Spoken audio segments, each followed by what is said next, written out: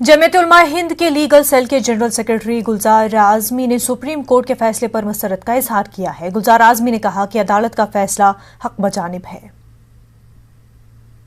آج supreme court کی 3 رکنی بینچ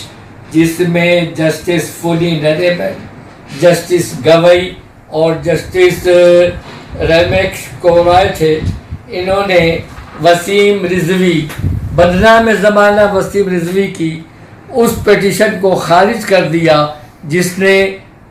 یہ الزام لگایا تھا کہ کلام اللہ میں 26 آیتیں ایسی ہے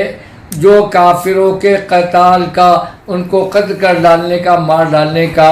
حکم دیتی ہیں مسلمانوں کو، لہذا ایسی 26 آیتوں کو کلام پاک سے نکال دینا چاہیے۔ کلام پاک اللہ کا کلام ہے اور اللہ تبارک و تعالی عز و جل نے اِنَّا نَحْنُ نَزَّلْنَا الذِّكْرَ وَإِنَّا لَهُ لَحَافِظُونَ 14ویں پارے کی یہ آیت ہے جس میں اللہ تبارک و تعالی فرماتا ہے کہ اِنَّا نَحْنُ نَزَّلْنَا الذِّكْرَ، اس ذکر کو یعنی قرآن پاک کو میں نے نازل کیا ہے اور میں ہی اس کا محافظ ہوں۔ مقدس قرآن کی 26 آیات کے متعلق مرتد وسیم رضوی کی ارزاشت کو سپریم کورٹ نے خارج کر دیا ہے۔ جمعیت علماء ہند نے ان 26 آیات کے متعلق صحیح معلومات اور شان نزول کے ساتھ ان کی تشریح اور تفصیل کے متعلق ایک کتابچہ شائع کیا ہے۔ جمعیت اسے ممبئی آفس سے مفت میں تقسیم کر رہی ہے۔ بدطینت وسیم رضوی نے قرآن پاک کی 26 آیتوں کے تعلق سے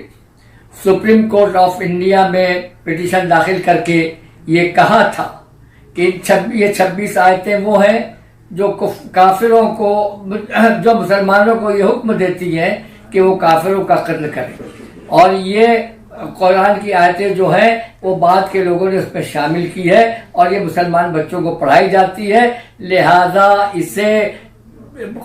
آیتوں کو کلام پاک سے نکال دیا جائے۔ اسی وقت جمعیت علماء ہند کے صدر محترم حضرت مولانا سید ارشد مدنی نے ان 26 آیتوں کا